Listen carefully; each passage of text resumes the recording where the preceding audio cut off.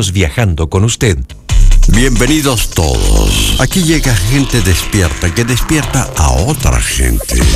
Claudia Álamo, Patricio Fernández y Rafael Gumucio observan y analizan el país y el mundo en una conversación sin concesiones. La actualidad y sus protagonistas. Aquí todo parte desde cero. Miércoles 29 de julio. No creemos que está hecho una putinga. Ya. Yo no creo eso. No, pero ¿quién está hecho una putinga? Alguien dice que alguien cree que alguien dice que es una putinga. No, pero alguien dice que ustedes creen que alguien es una putinga. Eso. Pero no lo es. No, para nada. No, una señorita. Una señorita. Hoy día es Santa Marta. Ay, la única. Son la número uno. ¿No tenemos eso, no? No. Marta.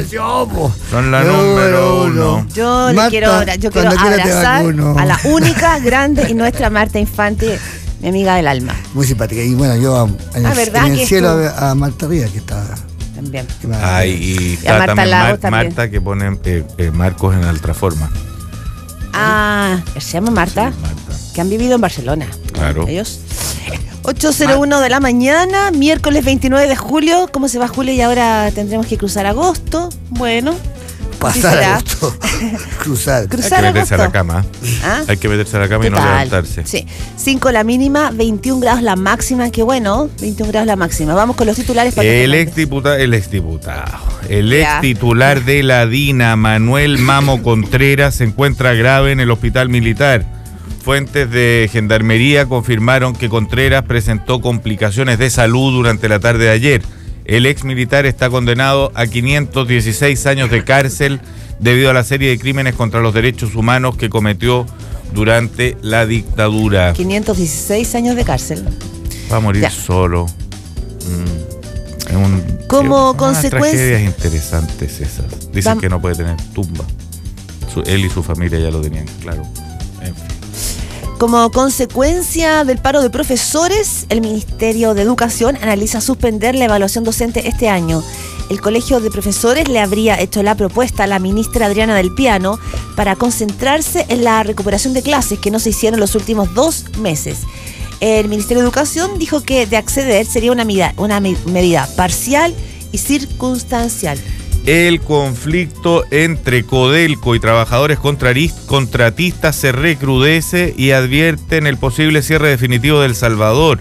El presidente ejecutivo de la estatal, Nelson Pizarro, declaró que la firma no tendrá una doble negociación como en el año 2013 y añadió que lo ocurrido no ayuda a mantener la minera.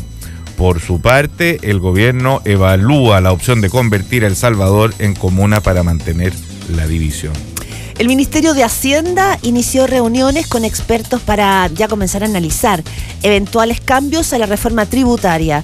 El subsecretario de la cartera, Alejandro Mico, declaró tener un diagnóstico de las posibles modificaciones, pero que buscará, comillas, contrastarlas con otras visiones. Diputados oficialistas buscan reflotar el proyecto que revele las declaraciones del informe Valech.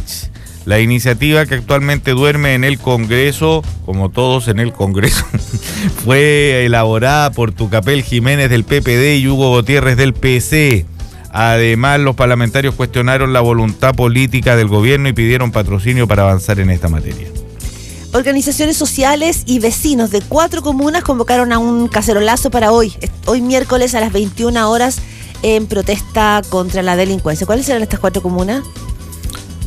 Debe Barnechea, ser La Las ESA, Condes, Vitacura, Lo Barnechea, La ESA. Lo Barnechea, La ESA es lo mismo. Claro. Lo Barnechea y Providencia.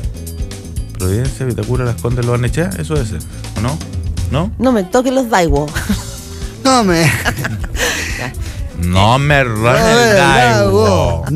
pasa. A 8 meses de que el sacerdote de los Legionarios de Cristo, John O'Reilly, fuera declarado culpable de reiterados abusos sexuales contra una menor del colegio Cumbres, un informe psicológico de Gendarmería indica que el religioso insiste en su inocencia y que hay riesgo de reincidencia. Oye, qué enredado vincular esas dos cosas, ¿eh? Sí. Que cuando tú insistes en tu inocencia pasas a ser un loco culpable más peligroso. Es que está lleno de películas que cuentan esta historia. Que tú dices, soy inocente. Y te miran como, bueno. Vamos con las noticias internacionales. Turquía responde a una nueva escalada terrorista y bombardeó al Palacio de los Trabajadores Kurdos en Siria e Irak. Los cohetes lanzados por milicianos del Partido de los Trabajadores de Kurdistán alcanzaron un complejo residencial de funcionarios de policía y de justicia. Por su parte, el ejército lanzó una ofensiva aérea como respuesta. Pakistán mató al líder del grupo yihadista más violento del país. Malik Ishaq murió en un enfrentamiento con la policía junto a 2 de sus hijos y otros 11 integrantes de la organización terrorista LAG o LJ, no sé cómo es la cosa, que es conocida por sus reiterados y brutales ataques contra los chiitas. También en el ámbito internacional y probablemente hay gente a la que no le va a dar exactamente lo mismo, pero es la defensa que hizo este dentista norteamericano que mató al león más querido de África. Yo lo digo porque no puedo creer que todavía en estos tiempos... ¿Cuánto pagó? No recuerdo. Pagó bien caro. Carísimo. No, y sale diciendo, pucha, no sabía que este león era tan querido. Esa es su defensa. No, chuta, que hago el mea culpa de que, verdad, en estos tiempos andar cazando leones, too much. Sí. Yo sé que a ti los animales mucho no te importan. No, me importan. ¿Sí? Me importa. Pagó $50.000 para poder cazar al animal que apareció decapitado y sin su piel. No era solamente un disparo. Estoy cansado de contestar esa idea de que... de que no quieres los animales. No, a mí me gustan los animales, yo quiero los animales... ¿No te gusta que sean como humanos? No me gusta. Me gusta la relación que tiene con los animales la gente que vive en el campo, la gente que conoce los animales, que vive con ellos, que convive con ellos a diario, que tiene una relación real con los animales. La relación que tiene la gente en la ciudad con los animales, que es totalmente artificial, que es completamente alejada de realmente el mundo animal, me resulta peligroso para los propios animales y para los propios animales que somos los seres humanos. Esa es mi diferencia, no es que tenga nada en contra de los animales, no. Tú eres un animalista agrario. Soy un anti... Claro, animalismo urbano. Claro, un anti-animalista urbano. Soy un anti-postmoderno. Entonces, este dentista norteamericano que luce unos dientes bellos, realmente unos dientes muy bonitos. Me gustaría me gustaría cazar leones, sacárselos también, uno por uno. Ajá. Y decirle qué pena, no sabía que usted amaba tanto sus dientes. Yo sé no sé qué cosa es peor, de cazar leones o ser dentista. ¿Ah? Ya. No le importa mucho el dolor. Falta una noticia internacional. Cuéntanos. ¿La de Pakistán? ¿Qué está pasando? La dijimos. La dijimos. Claro. No, que en Pakistán se mató al líder del grupo yihadista más violento del país. Claro, sí dijimos, ya contamos.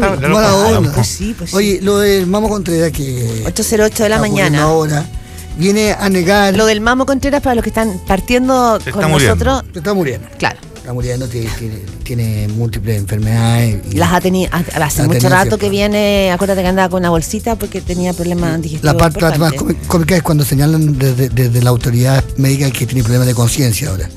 No sabía que tenía eso, que era una enfermedad que podía tener problemas de conciencia. ¿Habrá sentido hasta el último día el Mamo que lo que hizo era lo que tenía que hacer? Claro, creo que yo estaba totalmente convencido de eso. Pero ¿Tú dónde leíste esto de que estaba con problemas de conciencia? Que está inconsciente.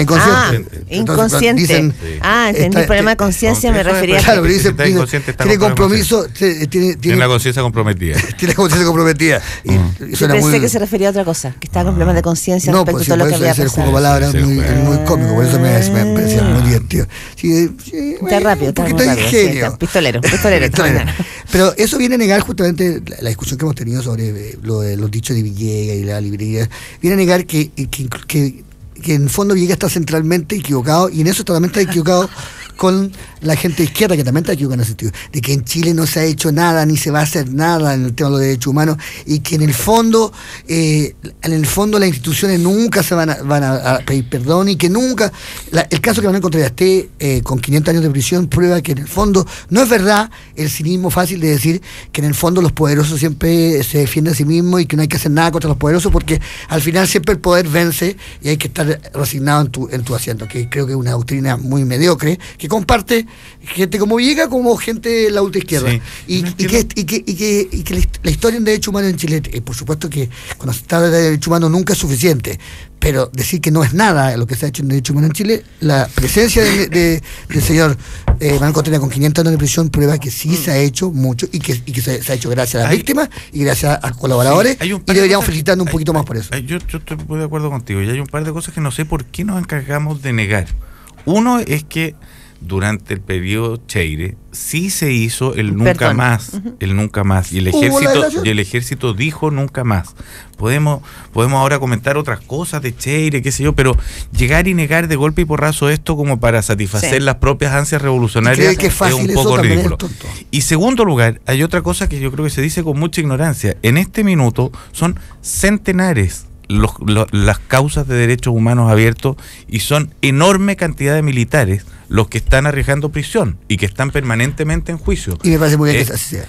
Claro, o sea, yo no lo digo esto para decir no se está haciendo nada, no está pasando nada. No, ¿cuál es la discusión que se está diciendo ahora en varias partes a propósito del tema del caso de los quemados? Es que efectivamente quedó pendiente como uno de los puntos que no hubo acuerdo, fue en tiempo del Lago el asunto de la delación compensada, o sea, que se negó el Partido Socialista, que era el darle algún tipo de prerrogativa a esos que rompieran los pactos de silencio. Los pactos de silencio en general es difícil imaginarse que se rompan, que un ex pelado que está ahora en el campo arando, digamos, arando el potrero, decida venir a contar de una vez por todas lo que le pasó, arriesgando cárcel y arriesgando una serie de consecuencias para él y su familia. No es tan racional imaginarse que alguien lo va a hacer así como así 30 años después. Por lo tanto, ahí hay un punto que queda, un punto para añadir, para que también podamos pasar a otros temas. Tiene que ver con esta... Hay aquí una petición de una presión sobre la moneda para levantar el secreto de 50 años en informes sobre crímenes de la dictadura. Lo que se está pidiendo es que los informes de la Comisión Balech, por ejemplo, que hablan de tortura fundamentalmente, se abran, porque eso podría en el fondo dar un mapa completo de lo que fue la represión en Chile entre el año 73 y el 90. Pero habría que hacerlo con el permiso también y la pregunta es esa. Los testimonios. Habría que hacerlo con el permiso de los testimonios. Sí, no solamente porque, claro, el secreto no fue solo para resguardar el honor de los militares, sino que fue para resguardar el honor de las víctimas. Y yo creo que, claro, entonces ahí hay un punto interesante. Vamos a hablar con Lorena Fríes en un minutito sobre el tema. Pero para poner un último punto genérico, que es lo que pasa con la tortura. El tema de la tortura tiene esa perversión espantosa, y es que el torturado en general preferiría no hablar, porque recae sobre los torturados una culpa muy genéricamente, una culpa muy espantosa. ¿Cuál es la culpa terrible? Y no es difícil imaginar que son muchos los torturados que hablaron. Y es natural, digamos, o sea, ante esos momentos de extremo dolor, detrás de tus heridas, detrás de tus huellas de humillación, detrás de todo eso, de tus marcas en el cuerpo y el recuerdo espantoso de lo que ahí pasó, hay también la entrega de un ser querido, de un conocido, de un amigo que muchas veces murió. La tortura se perpetúa. Oye, hay otras noticias, no lo hemos comentado desde el comienzo de la semana, fueron las declaraciones de Lili Zúñiga, quien fue jefa de prensa de la UDI por mucho tiempo. Aquellos que hemos reporteado política sabemos que tenía un rol importante en el partido. No era evidentemente parte de la militancia destacada, pero era la persona que llevaba el tema de las comunicaciones. Le dicen sanguchito de palta ahora, parece. Pero dio una entrevista al Dínamo, y una entrevista muy sentida de lo que ha significado para ella confesar que ella dio boletas a petición de Jovino Novoa, peticiones ideológicamente falsas, porque ella reconoce que jamás hizo un trabajo, que fue pedida, y que en ese minuto en la cultura de la UDI, que una persona como Jovino Novoa te pidiera boletas era casi un honor. Era casi un honor como que se fijara en ti, que te viera. Y habla también de una cosa media clasista. Como que te pidiera que te abrochís los cordones. No, como que te elegía. La tensión que también, para quienes hemos reporteado la UDI, sabemos que existía siempre entre los longueiristas y los jovinistas, la cosa machista que se instaló ahí, y la presión y desprecio que ha sentido ella por haber entregado esta información a la Fiscalía cuando fue citada. Entonces y ahí hay un relato muy interesante respecto de una cultura política que está en los partidos yo Ah, te lo tiro. el relato es bien sabroso, esto de los punguistas y los Pungueira. los Pungueira y los de los... ¿Cómo, qué es lo que dice? No que leí. en el fondo... No, tienes que leerla. Es muy divertido. No. La pelea total entre los jovenistas y los longueiristas, que eran los pungueristas, Es que le decían negra con No es que le tatuaje. decían, lo que pasa es que en algún minuto alguien la quiso poner en un cupo y dice ella, lo que dice es que la diputada Hoffman Sí. dijo cómo la van a poner de candidata a esa negra con tatuaje. Eso es lo que ella reconoce. Y da pena porque ella pone, y está en el Dinamo, las fotos de ella con todos los eventos, abrazada con Coloma. Él dice, yo iba a los matrimonios de los hijos de todos, yo era parte de ellos, iba a los matrimonios, ¿Y por casi qué? que de veraneo. ¿Y por qué ahora está sentida y abrió el tarro? No está sentida y abrió el Está tarro. asustada porque le está están- asustada porque porque- fue llamada a declarar por esas 2 boletas y eso implicaba para ella un costo enorme, el que la han acusado de traidora. Ella trabajaba en un partido político, de derecha y todo, pero con gente que es simpática, buena onda, y ahora es parte de una asociación criminal. Claro. Oye, cuando una negra se hace tatuaje, ¿se lo hace blanco? ¿Cómo se hace Se los me pregunta tatuajes? En colores. Es Colores. difícil. Que los tatuajes no quedan bien. A mí algunos me gustan mucho. No, yo sí, tengo ay, muchas no. ganas de hacerme un tatuaje. Ay. Oh. Yo Dice, tengo ¿Qué Emi- te voy a Emi- tatuar? Ese es el problema, eso es el único problema que tengo hace como unos 10 años. También Bueno, que tengo muchas ganas tatuarte a ti mismo, Pato. que tengo muchas ganas de hacerme un tatuaje y no sé qué ¿Unos tatuaje anteojitos? hacerme. Unos anteojitos. Podría ser unos ¿Podría? lentes. Sí, unos lentes. Unos Bonito, me los podría tatuar en los ojos. A mí se me ocurren otras cosas también. ¿Ah? O sea, a mí no se. ¿Qué a mí se no te- se me ya, ocurre. ¿por qué se te ocurrió? A mí me ha Una costado hojita. mucho. ¿Una hojita qué? De Adán, ¿Dónde? acá en el hombro. Una hojita de Adán en el En hombro. el hombro, aquí, como ¿Pero una. para qué? ¿Y cuál es la hojita de Adán? La hojita de parra. parra. La hojita de parra. Puede ser, pues. Ya, No, dicen que en la isla de no. Pascua hay un tipo que hace tatuajes increíbles. Yo no me puedo O sea, hay no- gente que viaja del mundo a la isla de Pascua a buscarlo. tatuarse. Sí. No me puedo tatuar porque soy judío. Bueno, Sí. no soy Me judío. encanta, tanto, exquisito. pero me A gustaría veces ¿Y soy desde cuándo eres boliviano, judío? a veces soy ¿Cuándo te chileno. Hoy soy judío. Soy judío y a veces, Bueno, a veces libanés. porque Tanza es judía, yo soy judío también, po. ¿Viste ¿La que danza judía? ¿No? ahora es judía, po? ¿Por ¿Se qué? pasó al judaísmo? Es judía. ¿Se convirtió? Sí, se peinó y es judía. Oye, Entonces ahora yo soy como Tanza. Mira yo cómo tengo mira ganas de cómo meterme a la masonería. Te veo total. Te veo, te veo. Sí, pero no he hecho los contactos Es suficientes. muy rascadora. Bueno, quiero preguntar porque Ya, la yo lo otra- que- por si algún auditor tiene cómo La otra noticia ser a la masón. que hay que estar atento al lupo es la situación, el tensionamiento, no como fue en algún minuto cuando estaba Michelle Jorrat, pero sí acá hay una mostrada de dientes entre el Servicio de Impuesto Interno y la Fiscalía. No lo comentamos ayer, pero el Servicio de Impuesto Interno no se creyó contra Eguiluz y eso significó que la Fiscalía considera que entonces acá hay una doctrina, que es una doctrina que algunos llaman la doctrina UDI, que se estaría imponiendo el Servicio de Impuesto Interno y que por lo tanto podría hacer naufragar varias de las investigaciones de financiamiento irregular de la política que está llevando adelante la Fiscalía. Ayer habló el fiscal nacional Sabás Chaguán. ¿Se le pasó lo del ojo? No, si está entero yodado. O sea, tiene un problema muy grave de la bomba del potasio. Tiene un problema Que debe ser de tiroides. de la tiroides muy, muy grave. ¿No? ¿Quién tiene problema del De tiroides. O sea, se le ve, no sé, quizás ni lo sabe. Yo no sé, pero viste que en un Está minuto hinchado, no, se le está salía hinchado como el entero, ojo. Ay, no, me da tanto nervioso. No. Está los ojos hinchados y está la cara hinchada y está una gordura que no es alimenticia.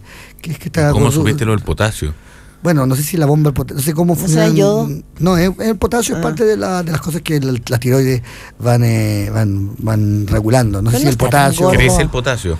No sé si le no se le ve el potasio tan grande, pero está no, que engordó de un día para otro y sin comer. No sé, pero no lo veo. Tampoco es una cosa que uno diga Creo. que gordo, ¿no? Ay, qué Está- potasio. no está No. gordo, está hinchado.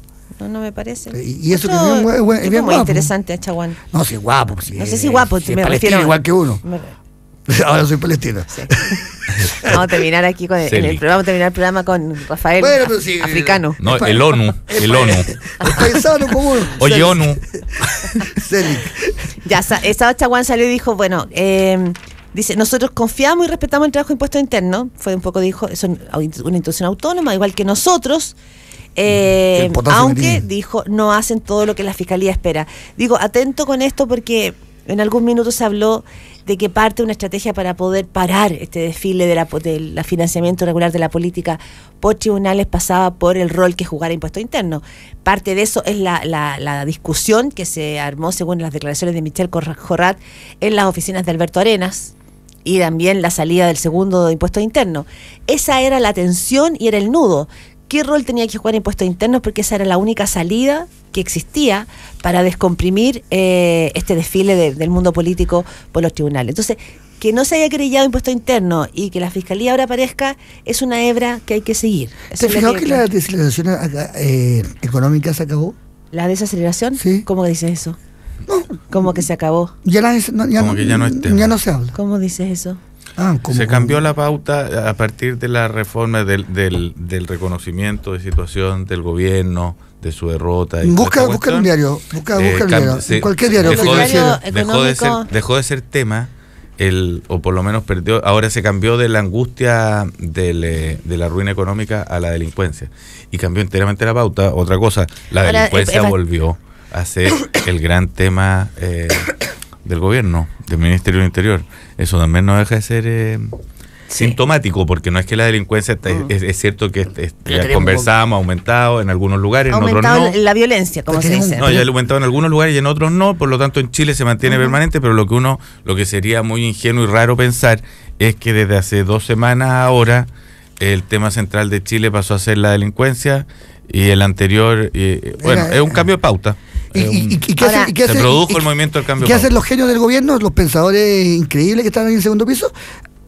Miren la pauta que le impone el otro lado. Miren el mar. Y hacen lo que la pauta de los otros dice. Y no imponen pauta propia. Pero entonces, Rafael. No han leído ni un solo libro de comunicación, no han leído ningún libro de política. Pero si no hay nadie en el área de las comunicaciones. Solo leen el diario y dice, ¿qué dice el Mercurio? No te atolondres. No se puede ser. No te atolondres porque lo otro que no hay director de comunicaciones. Lo otro que leen son sus encuestas.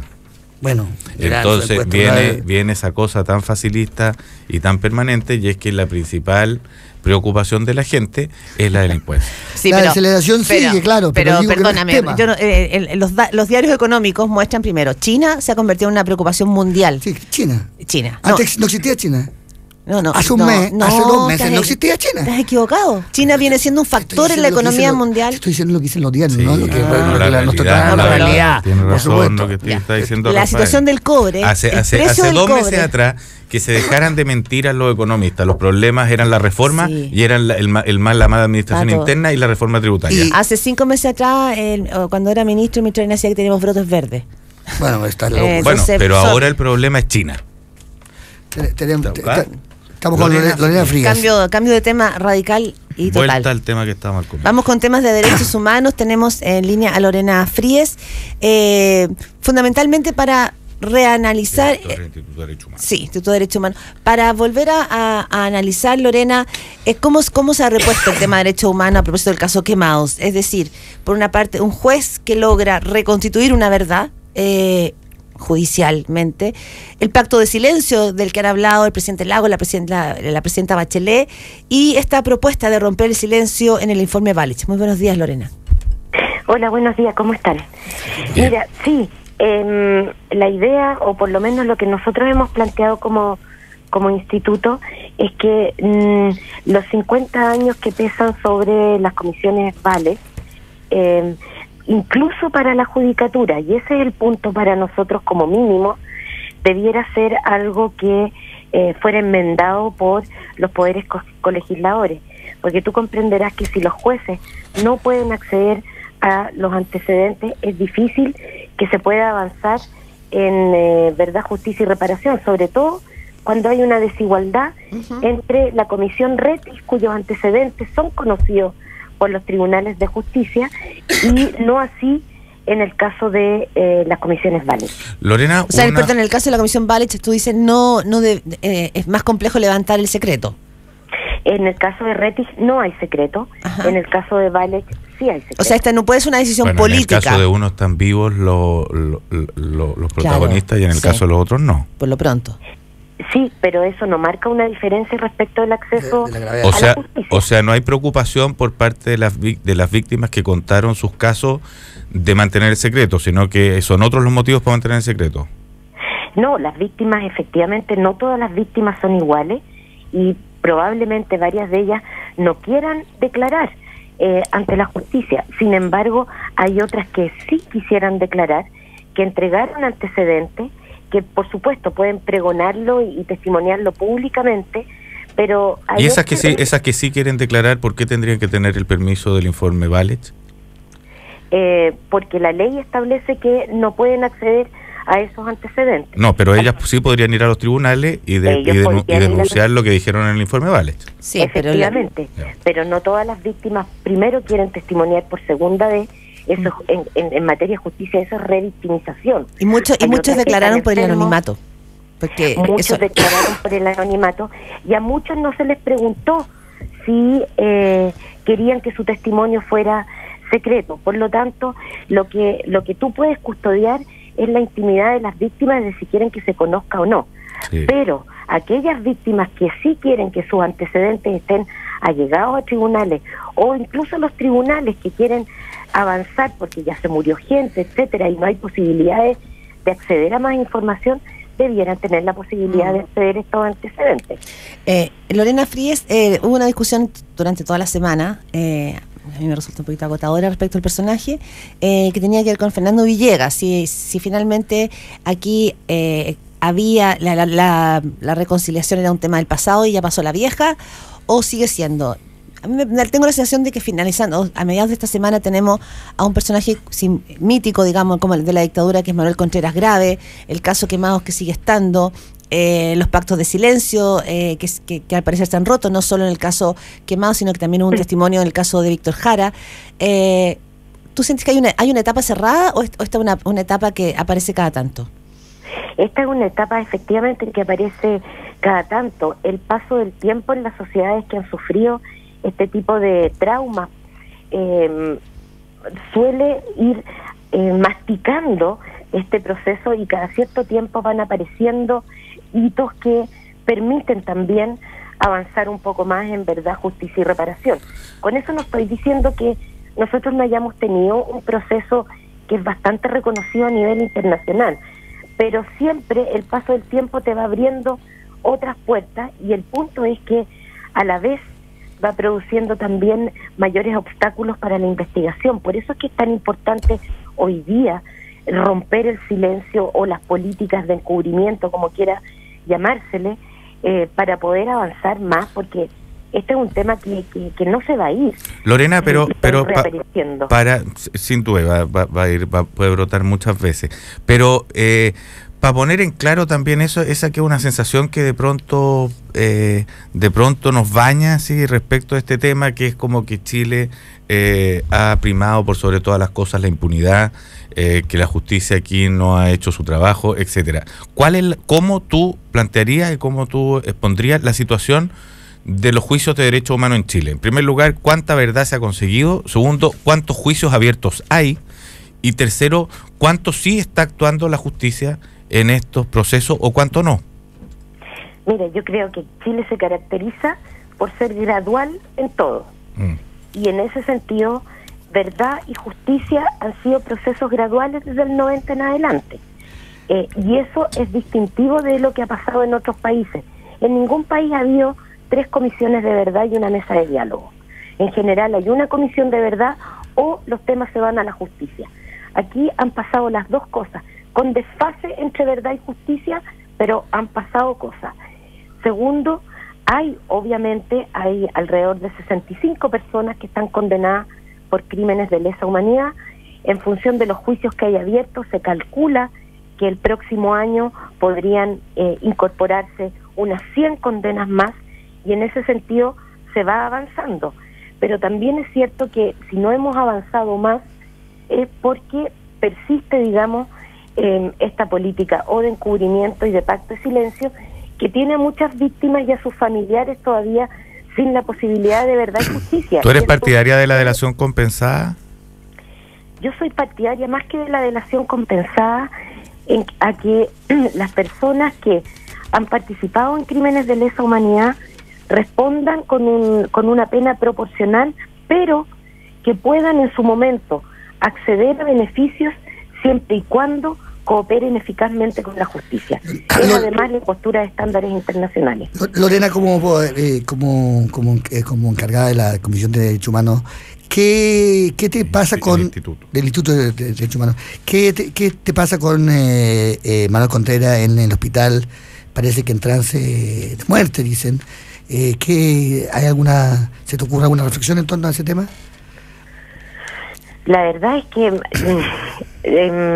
nada, yo creo que él está cumpliendo la pena. Es, por cierto, el ícono, el representante o uno de los grandes representantes de lo que fueron las violaciones a los derechos humanos, y nada, no me merece nada más. Está enfermo como puede estar enferma cualquier otra persona. No le deseo, si tú vas a eso, no le deseo la muerte, no le deseo nada más que se haga cargo de las acciones cometidas durante su historia nomás. Oye, otro de los temas que ha aparecido, Lorena, en esto tiene que a propósito del caso Quemado y con este rebrote de los derechos humanos, es como qué actitud tomar respecto de las Fuerzas Armadas, respecto de quienes han cometido estos atropellos a los derechos humanos. Se ha hablado mucho, por ejemplo, de descolgar cuadros de personajes de los muros. ¿Son muchos los cuadros que quedan por descolgar o suena mejor de lo que es? ¿Hay efectivamente una cierta ofensa a quienes hayan sufrido atropello de parte del ejército al consagrar a personajes detestables, o eso la verdad es que es más un mito que una realidad? No, es realidad. Acuérdate que hace pocas semanas atrás se prohibió una condecoración específica sobre el 11 de septiembre, entonces todavía quedan estos rasgos, y dentro de los procesos de justicia transicional hay un momento, si tú quieres, se le llama desmonumentalización, es decir, donde ya no es aceptable contar con íconos o con expresiones que homenajean eso. Yo vi en la escuela naval para una estatua grande de José Toribio Merino en la entrada, y yo iba a dar una conferencia y realmente No, bueno, aparte de eso, estuve a punto de no darle la conferencia. Me pareció como que un dolor muy grande tener a alguien que había causado, en el caso particular mío, en mi familia, un dolor tan fuerte. Además de ser una persona sin ningún mérito. No, y eso va a venir. O sea, eso pasó ahora en España, ha pasado también en Alemania. Es decir, hay un proceso también donde la sociedad va fortaleciendo el consenso de no más a las violaciones a los derechos humanos, y en ese sentido, evidentemente que toda expresión que homenajea la dictadura y el golpe militar y a Pinochet no son bienvenidos. Pero los condenados, ponte tú, ¿existe alguno que tenga todavía, que sean personajes como de respeto en el ejército? Así como, no sé, que hay un cuadro de Krasnov Marchenko en alguna parte. No. Pero no. Estoy siendo bien concreto, viene no en lo genérico, sino que... No sé yo si hay un cuadro así de concreto, pero sí sé que hubo un festejo en el Club Providencia por Krasnov Marchenko. Entonces, todavía hay expresiones de homenaje y de justificación que para mí no son plausibles en una sociedad democrática. Por más que hablemos de libertad de expresión, por lo menos con el erario público y funcionarios públicos que aceptaron como Estado la responsabilidad en las violaciones a los derechos humanos, no debiera haber involucramiento en este tipo de homenaje. Ok, Lorena Frías, muchas gracias por este contacto telefónico con Desde Cero. Chao, Lorena, gracias a ustedes, chao. Son 8:33 de la mañana. Vamos a contarle algunas cosillas a ustedes. Les cuento, por ejemplo, que un barrio pensado en la ciudad y las personas. ENACO te invita a conocer su proyecto Barrio El Pino en la Dehesa. Está cercano a colegios, a centros comerciales, y tiene dos tipos de casas de 136 y 139 metros cuadrados. Casas con 4 dormitorios más servicio, amplia sala de estar y escritorio. Visita su nuevo piloto, sala de ventas camino al Win Canal 3745 Casa 11. Esto es en la Dehesa, entra a enaco.cl. Emociones llegan lejos, realizar algo que pensabas imposible, vivir, romper esquemas, ser recordado, ser un ejemplo a seguir. Porque la emoción nos mueve. Mazda te invita a ver Los 33, la historia chilena que conmovió al mundo. En cine, el 6 de agosto, Mazda invita. Atención, amante de los bigotes y las barbas, porque Chic presenta The Barber Contest, el primer torneo de barbería Made in Chile. Demuestra tu talento en The Barber Contest by Chic y podrás ganar un viaje a Nueva York a conocer las mejores barberías. Ingresa a www.thebarbercontest.cl, inscríbete y participa. Libera tu creatividad. Chic, libera tu piel. Y suma viajes, tecnología, descuentos y todo eso que te gusta con el programa de beneficios Corpuntos de tus tarjetas de crédito Corbanca. Conoce más en corbanca.cl. Viajes de negocio. Confíe en Turavión, la agencia de viajes corporativo con más experiencia en Chile, que se puede asesorar en el desarrollo de políticas de viaje junto a las mejores negociaciones con proveedores a nivel nacional e internacional. Una verdadera institución, Turavión. Turavión, 80 años viajando con usted. Infórmense en turavión.com. Oye, una noticia breve que conocimos anoche. Se reabre, no sé si se reabre, pero hay nuevas noticias en el caso Matute Jones. Ayer la ministra Carola Rivas dijo que no se puede afirmar que hubo un homicidio. Habla de que acá se pudo haber consumido. Dice, él murió bajo los efectos de un tóxico que está en concentraciones tan altas que pueden por sí misma provocar la letalidad o pueden provocar letalidad en conjunto con el alcohol. Ese tóxico es en sí mismo letal. Esa es la información nueva que da la jueza que investigaba el caso sobre Matute Jones. Atentos con eso. 8:35 de la mañana, vamos y volvemos en Desde Cero. En Radio Cero, Desde Cero. ¿Qué es lo que mueve a ENACO? Pensar en la ciudad y las personas privilegiando el entorno natural.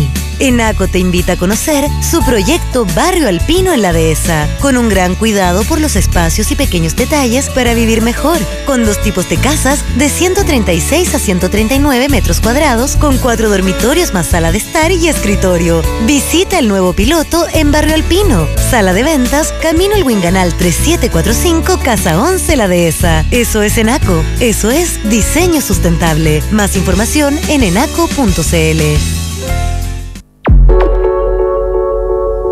En Radio Cero son las 8:37 minutos. Cuando sumas viajes, abres tu mundo. Cuando sumas beneficios, más entretención. Y sumando tecnología, la vida es más simple. Por eso, usando mis tarjetas de crédito Corbanca, sumo mejores momentos a mi vida. Suma viajes, tecnología, descuentos y todo eso que te gusta con el programa de beneficios Corpuntos de tus tarjetas de crédito Corbanca. Visítanos en corbanca.cl. Corbanca, un banco que se mueve contigo. 33 hombres, una historia. 33 familias, un milagro. 33 héroes, una marca de automóviles. Porque la emoción nos mueve. Mazda presenta Los 33, la historia chilena que conmovió al mundo. En cines, 6 de agosto. Mazda. Respalda y garantiza Derco. Turavión es la agencia de viajes corporativos con más experiencia en Chile. Más de 200 especialistas dedicados a entregar la mejor solución para los viajes de su empresa, reuniones, eventos y viajes vacacionales. Pertenecemos a la red global HRG con presencia en más de 120 países, lo que nos permite entregar los más altos estándares en implementación de programas de viajes corporativos y tecnología de vanguardia, siempre apoyados por nuestros business managers. Turavión, 80 años viajando con usted. Infórmese en turavión.com. Más canciones que te hacen bailar. ¿Cómo se llama esa canción? Tengo la punta de la lengua. Canciones favoritas o esas que te recomiendan tus amigos. Esas son las mejores. ¿Muy lento? ¿Por qué ya nadie pone lento? Más canciones para hacer ejercicio. Vamos que se puede. Me encanta escuchar la música que a mí me gusta, donde quiera y a la hora que quiera. Nuevo plan Pro 8 GB por 28.000 pesos mensuales. Más redes sociales sin gastar tus gigas. Escuchar más de lo que más te gusta, con Claro, es posible. Ponte cómodo, todo vuelve a partir desde cero. Con Claudia Álamo, Patricia Fernández y Rafael Gumucio. 8:38 de la mañana, ya estamos de vuelta aquí en Desde Cero. Y seguíamos discutiendo en comercial lo que decíamos antes, que yo no digo que no se hable de deceleración económica. Primero se habla de deceleración económica. Antes no se hablaba de eso, se hablaba de que estábamos yéndonos hacia el hoyo. O sea, pasamos de no crecer a 4 a crecer a 2. Y a reconocerse que crecer a 2 en el ambiente, en el ambiente que estamos y en el barrio que estamos, no es poco. Y que no es lo mismo que no crecer. o que creciera -1 como que hicimos el 2009. Pero se empieza a hablar así, otro idioma. Los hechos y los datos son los mismos. Chile no está creciendo bien. Ahora puede ser que también se ha instalado una tranquilidad de que ahora esas fuerzas productivas sienten que se pero está no se ha hecho haciendo nada distinto. No, sí, se hizo algo muy distinto, ¿Qué que se ha fue el hecho? reconocimiento de Bachelet, del realismo sin renuncia. Para terminar, te estoy diciendo lo distinto. ¿Qué se ha hecho? Lo distinto es que Se Bachelet empezó a reformar la reforma tributaria. Primero, o sea, Bachelet le dijo a los grandes empresarios de este país, en Paracas, que iban a revisar la reforma tributaria. 2, la reforma laboral, hay que ver también cómo sale, tenemos un quiebre también en la nueva mayoría. No sale. ¿Ah? No sale, no va a salir. ¿Crees que no va a salir? No sé, No va a salir. yo no. Este país vive de los sueldos bajos. Así es. Así es. Te estoy hablando igual que Villegas. Te estoy diciendo que, bueno, te estoy diciendo, habla bien, pero también. Estoy hablando igual, como vive de los sueldos bajos. Puede ser bajo, sí, por supuesto. Bueno, es verdad. ¿Qué tiene que ver eso con la reforma laboral? Porque la reforma laboral entiendo que suben los sueldos, se acaba el. Yo entiendo que tiene que la discusión tiene que ver con el tema de las huelgas, no con los sueldos. En la reforma laboral, la gran disquisición que hay tiene que ver con cuánto. No es sobre el sueldo mínimo. Claro, no es sobre el sueldo mínimo. La huelga, la reforma laboral. Perdón, sé cómo llega. ¿A ti te gusta la reforma laboral, Rafael? Sí, lo que estoy diciendo es que hay un problema de fondo y que es el que no queremos discutir. Yo creo que este país vive los sueldos bajos porque no es que tú lo creas, Rafael, lo dice todos los estudios y lo dice toda la gente. Bueno, entonces. Que en la actualidad, que el tema de la desigualdad en Chile tiene que ver con que hay un porcentaje de un 1% que gana. No la desigualdad, estoy diciendo que los sueldos bajos hacen que como la persona no pueden terminar el mes, tienen que endeudarse. Luego el sistema financiero vive de esa deuda, luego el sistema financiero va dando. Es un estudio. Y lo que es bastante evidente también, que no lo supimos conversar bien ayer con, ¿cómo se llama? Con esta niña de Paz Ciudadana. Sí. Que tiene que ver con dónde está efectivamente la matriz profunda de la delincuencia. Porque acá se enfocó, de repente nos fuimos para el lado como que fuera un problema de la pobreza, y yo nunca me imaginaría que es un problema de la pobreza. De hecho, en sociedades bastante más pobres que las nuestras puede haber mucho menos delincuencia, pero sí de la desigualdad. Y sí del ambiente en el que se vive, y sí del ráscate con las propias uñas, y sí del aquí el más vivo es el que le va mejor. O sea, todo eso yo creo que algo sí tiene que ver con la delincuencia, ¿o no? O sea, la sociedad que queramos construir, las tribus indígenas en el Amazonas que viven pescando al día sus animalitos, no se andan robando como locos unas con otras. Es más propio de las grandes ciudades, es más propio de los lugares donde la aspiración a bienes, etcétera, está motivado por todos los carteles, de Benetton hasta el Parque Arauco, y que resulta que después cuando conseguimos acumular un montón de bienes nos molesta mucho que otro quiera tenerlo también, que era piñiscarnos la uva, etcétera. Pues es la discusión de fondo, que a mí me parece una discusión interesante, importante y valiosa, pero vista desde el miedo y vista desde el sustito y vista desde la huelga que hicieron los empresarios, porque lo que hubo aquí fue un paro de empresarios, una huelga. Eso es lo que dice Camila Vallejo, que hubo un chantaje. Y consiguieron su logro, igual que los profesores van a conseguir lo suyo. Es decir. No, pero yo creo que tú omites, omites información relevante que tiene que ver el precio del cobre. La proyección económica se hizo con un cobre. Espérate, solo para un dato para cerrar el tema anterior. Que ayer preguntamos justamente a nuestros auditores en esta que se va ya consolidando como una de las encuestas más valiosas de Chile, influyente, que es la encuesta que hacemos aquí en Desde Cero. Le preguntamos, ¿hay un vínculo real entre delincuencia y desigualdad? Y el 62% de nuestros geniales auditores dijo sí, el delito es una reacción a la falta de oportunidades.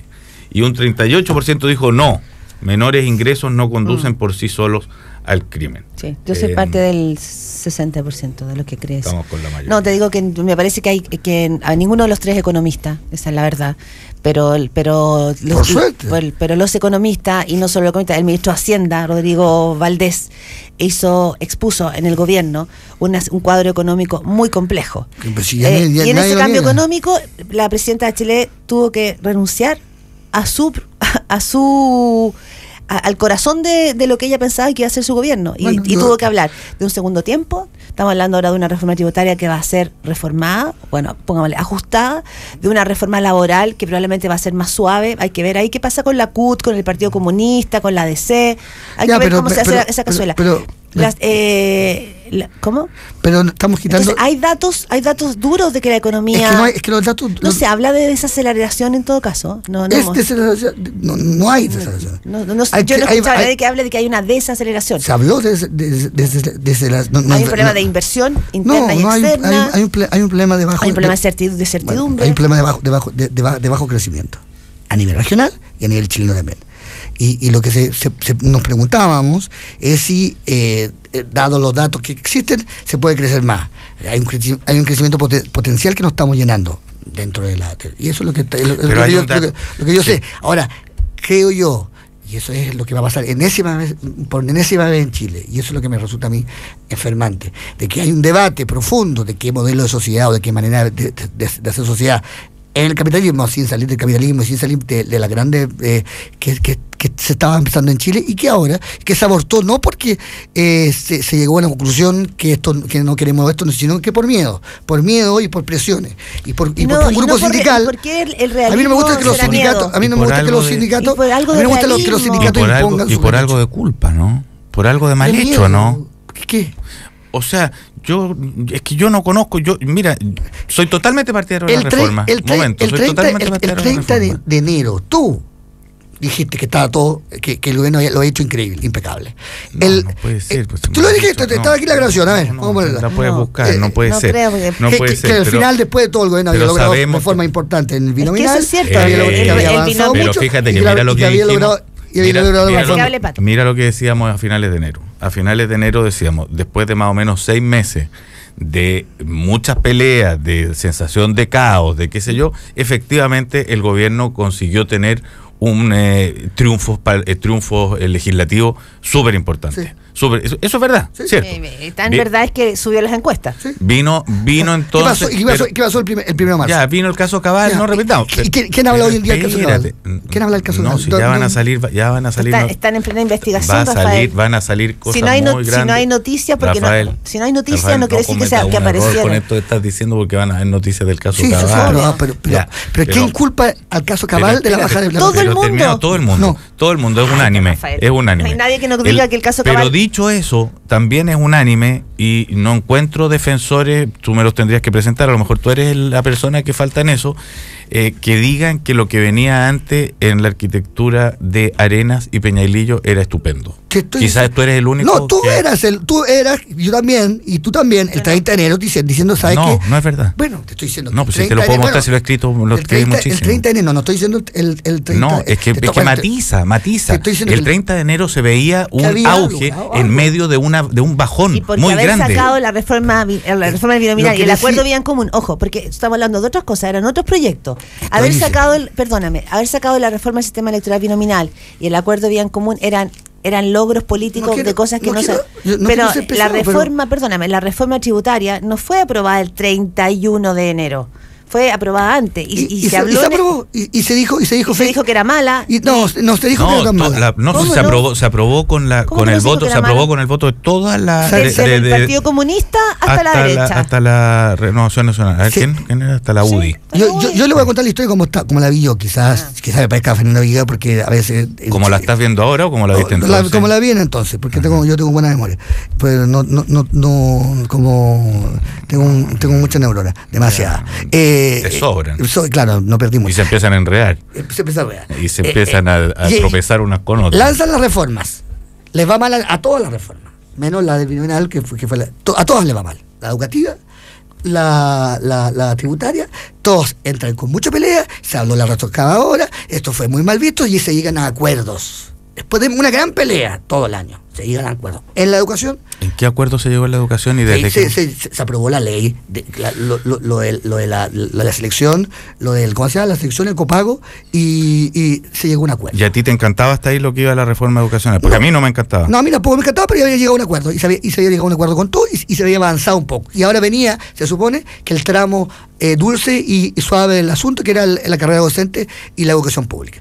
Todos criticamos. Yo también, todos criticamos, pero al 30 de enero, esto es lo que estoy diciendo, no estoy diciendo el 30 de abril, al 30 de enero decíamos todos, creo, o por lo menos me acuerdo de haberlo dicho yo, fíjate que la estrategia de este gobierno que me parecía tan mal, y estos ministros que me parecían tan pencas, no lo han hecho tan mal, han logrado cosas, han avanzado, y la cosa está avanzando bien. ¿Qué pasó? No, fíjate que yo con muchas menos neuronas a finales de enero consideraba que el gobierno estaba teniendo éxitos, pero que los dos ministros ejes de esta cuestión eran un desastre. ¿Verdad? ¿Y qué pasó con Arena y Peñailillo? Yo creo que de más en adelante... Peñailillo lo supimos que era un desastre después. No, después de 6 meses, a mí Peñailillo me hubiera encantado que hubiera sido un gol de media cancha. Me resulta muy importante que Peñailillo fuera un gran ministro del Interior. Creo que era una apuesta renovadora y por otro mundo de gente súper central. No funcionó. Hay algo que nuevamente omites, creo yo, en tu análisis, y es lo que se abrió a propósito no solo del caso Cabal, que partió ahí un distanciamiento de la presidenta con este equipo que eran sus dos arcángeles, y que ella era de verdad no funcionaba sin estos dos que fueron los grandes, los que arman el tinglado de lo que sería el gobierno de Bachelet. Déjame terminar, porque estás omitiendo lo que significó el tema de las boletas de la precampaña, las tensiones con impuestos internos, las declaraciones de Jorrat, el rol de Arenas. Todo eso después ya. Por eso, pero en tu análisis omites que eso hizo... Que mi análisis no es completo. Tendría que lo que yo digo, que el 30 de enero, la estrategia de este gobierno, con todos sus errores, que había costado muchísimo, lo que había logrado era distanciar a este gobierno de la élite empresarial, de la élite periodística que contó que estaba, pero no había logrado todavía separarse de la gente, porque incluso estaba subiendo en la encuesta. Y la estrategia de este gobierno, yo te la puedo contar porque sé cómo... Estaba teniendo un repunte después de bajas. De muchas bajas. Venía lo que estoy diciendo. En eso estamos todos de acuerdo. Nosotros sabíamos que Arena era bastante poco inteligente y avispado. Generaba una cosa que se llama poca confianza. Te estoy diciendo pero lo que pasaba el 30 de enero. Sabíamos que Arena no daba el ancho. Pensábamos que Peñailillo era sorprendentemente hábil, y pensábamos que seguir dentro de su... Pensábamos que Peñailillo era más hábil de lo que se había ido creyendo. El 30 de enero. Estoy hablando de eso, para precisar. Claro. ¿Qué pasó entre el 30 de enero y el 1 de marzo? Pasa lo de Cabal y pasa el escándalo de las boletas de Soquimich. ¿Cómo el gobierno decidió reparar esto? Es que se le hizo un agujero en la credibilidad, en el contacto con la gente, en el contacto con la clase media. ¿Cómo decide reparar eso? Volver a hacer un pacto con la élite. Y decir que el problema era lo que funcionaba el 30 de enero y lo que no funcionaba. O sea, lo que hace el gobierno, que es una estrategia para mí completamente equivocada, es decir, el problema fue el 30 de enero y no lo que pasó el 12 de febrero. O sea, el problema no es que la presidenta perdió su credibilidad, que el contacto con la gente, que los ladrones, que los empresarios. El problema no es que el gobierno haya en la cabeza de la gente hecho un pacto con los poderosos de siempre, sino que el problema es que hay que aliarse de nuevo con los poderosos de siempre. Rafael, y es un error. Bueno, ese puede ser un punto. Puesto así, sí. ¿Viste? Pero lo que pasa es que falta la mitad de la historia. Claro, que es la mitad de la que... No, porque falta la otra mitad, que era lo que yo estaba haciendo mal. Ah, sí, por supuesto. Si todo el problema es que ahora te aliaste, si todo el problema futuro es que ahora te aliaste de nuevo con los poderosos de la élite, que yo creo que es una muy mala apuesta de concentrar todo el talento y toda la fuerza de este gobierno, saltándote cuando estaba antes en esta causa, lo estaba yo haciendo mal. Pero lo estaba haciendo mal porque lo estaba haciendo mal por todos lados. Sí, pero no lo estaba haciendo mal solo porque hablaba mal con la élite. Lo estaba haciendo mal porque tenía gente ineficaz. Claro, sí. Porque no había generado la alianza política con la solidez que requería. Porque no había puesto los ritmos necesarios. Porque había administrado mal el plan de cambio. Claro, pero ¿qué estaba mal? ¿El plan o la gente que estaba a cargo del plan? Las dos cosas. No sabemos. Está el plan, hoy las dos cosas. Tienes que evaluar. Es que el plan de cambio no es lo mismo que los deseos de los cambios a realizar. El plan de cambio. El plan de cambio estaba mal. No, el plan de cambio. ¿Tú has leído el programa de gobierno de Bachelet? Pero de memoria, lo tengo el tatuado. Proyecto de los cambios a realizar yo lo suscribo totalmente. No hay una precisión punto por punto. Lo que habla de eso, perdona, lo que te muestra eso es lo que se ha hablado de improvisación. No había plan. Yo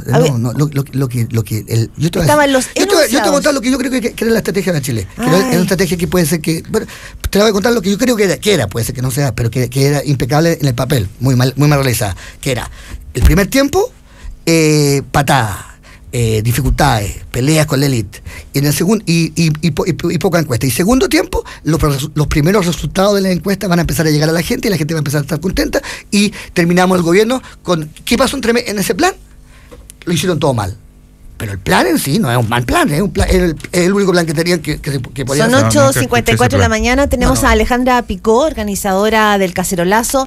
Sabemos que esta noche va a haber un cacerolazo en 4 comunas de la zona oriente para protestar contra el tema de seguridad ciudadana y robos. Alejandra Picó, buenos días. Hola, buenos días. La primera corrección, perdón, que tengo que hacer es que es un llamado nacional. Y no son 4 comunas de Santiago, sino es todo Santiago. ¿Y se han plegado todas las comunas de Santiago o hay más entusiasmo en alguna? Hay, por supuesto, siempre va a haber más entusiasmo en algunas que en otras, pero tenemos una idea bastante segura de que en esta oportunidad va a ser bastante transversal ¿Cómo hacen perdona, Alejandra, ¿cómo hacen el llamado para poder incorporar, no sé, a la gente de Puente Alto? ¿Cómo llega esa información? ¿De qué manera se organizan? Nos hemos estado organizando, bueno, partimos nosotros solamente con redes sociales, vía mail, contactos, etcétera, y la recepción dentro de todo el mes de julio, la gente se ha ido acercando a nosotros, nos han mandado mail o de Fentón se han averiguado cómo llegar a un celular, etcétera. Y bastantes juntas de vecinos y otras organizaciones se han estado plegando y sumando a este llamado a manifestarse pacíficamente. Y en el fondo esto de manifestarse es un llamado de atención, de decir, por favor, no se olviden de nosotros, la gente, los ciudadanos, que estamos viviendo con miedo y que necesitamos acciones más presentes y acciones más puntuales. ¿Cómo cuáles? Mira, hay cosas que son súper sencillas, que al haber mayor presencia de carabineros en las calles, a la gente le produce sensación de seguridad, ya, porque estamos hablando de aquí de un fenómeno psicológico, ya, y a ustedes seguramente también les ha pasado que últimamente ya miran antes de llegar a la casa y abrir el portón. No, siempre, desde que tengo 8 años, pero... Bueno, pero soy paranoico yo. Pero independiente de las personalidades, pero te digo, si antes uno era un poco más ingenuo, hoy día ya no eres ingenuo. Entonces, ¿cuáles son, Alejandra, los grandes cambios que tú percibes así que hacen un giro en la percepción de la delincuencia en el último tiempo? ¿Hay más miedo por el tipo de delito? ¿Son más los delitos? ¿Cuáles son los ingredientes que percibes en tu entorno? Yo te diría que principalmente la violencia en cómo están cometiendo los delitos. Yo creo que si tú haces una encuesta o haces una revisión para atrás y tomar tus últimos 5 años de vida, más de alguna situación de robo te ha pasado, desde que te hayan abierto el auto, te hayan robado la chaqueta, la radio, qué sé yo, que el computador, un montón de cuestiones que te pueden haber sucedido. Pero hoy día ya no es el tema de que me roben bienes materiales, sino es que me pongan una pistola en la cabeza. Sí. Ese es el problema, y ahí está la gran diferencia. Entonces, si tú pasas a echar benzina a una bomba a las 10 de la noche porque vienes después de una comida, y aparecen 2 vehículos, se bajan 4 tipos con pistolas, te sacan a ti, a tu señora. ¿Eso está pasando mucho en algunos lugares?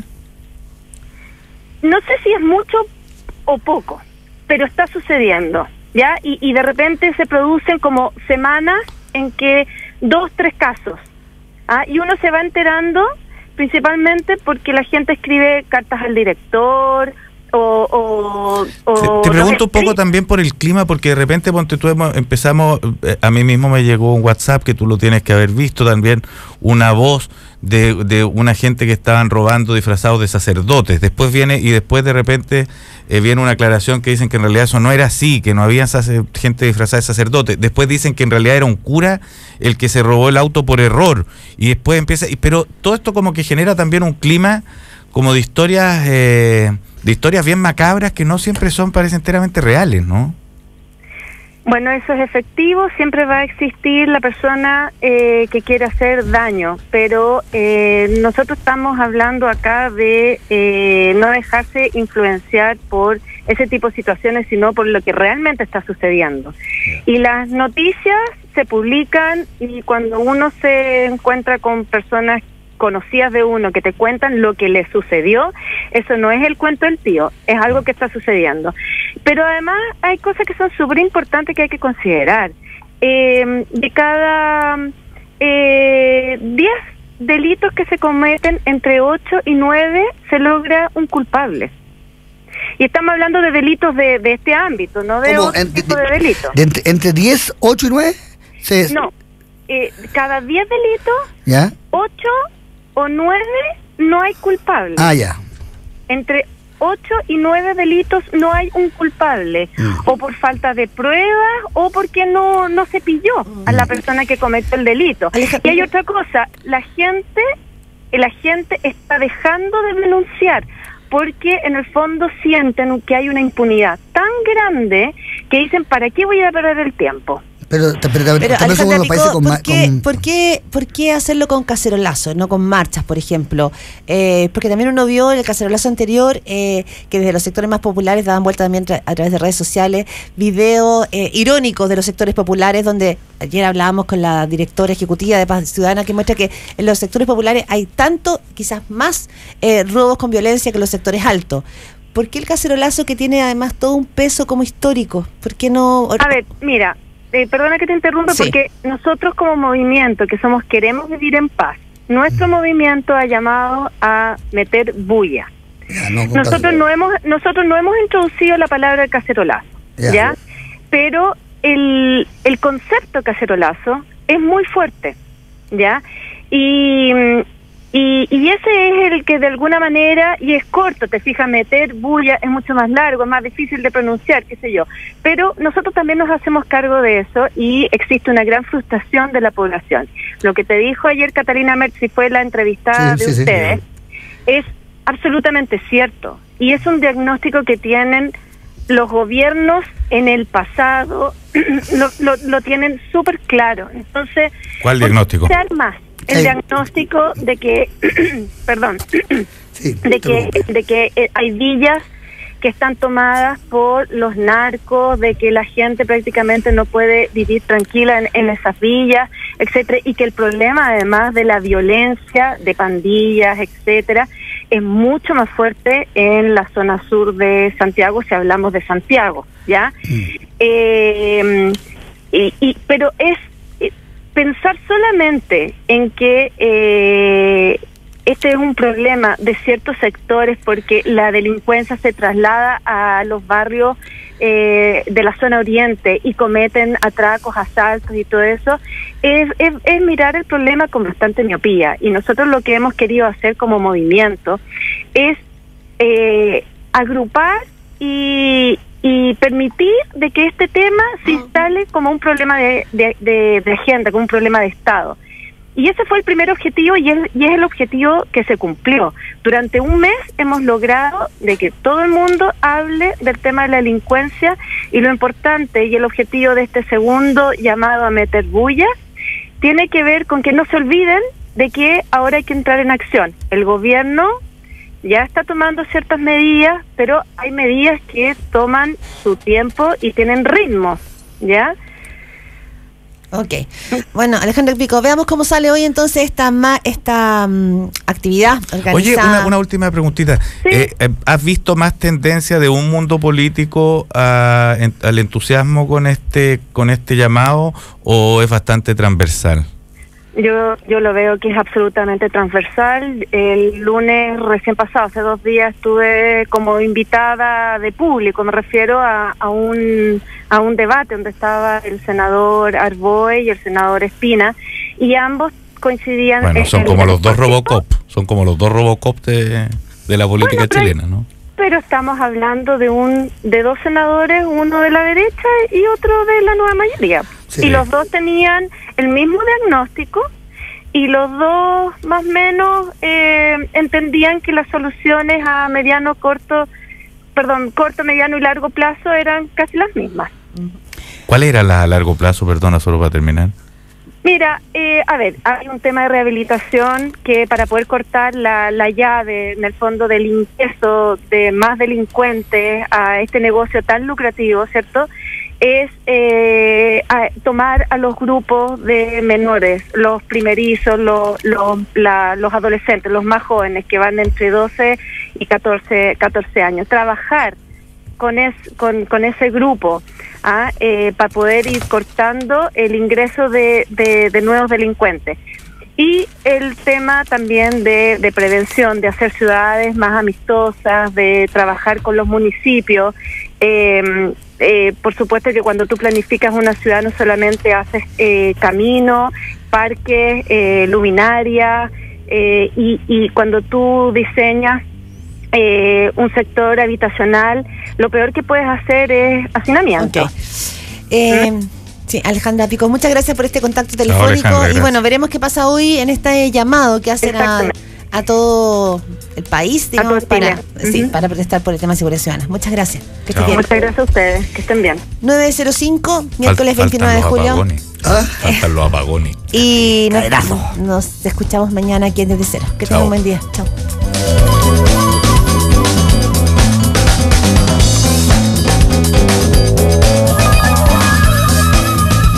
Desde Cero fue presentado por Para Enaco, construir es mucho más que levantar una casa. Corbanca, un banco que se mueve contigo. Mazda, porque la emoción nos mueve. Agencia de Viajes Turavión, 80 años viajando con usted.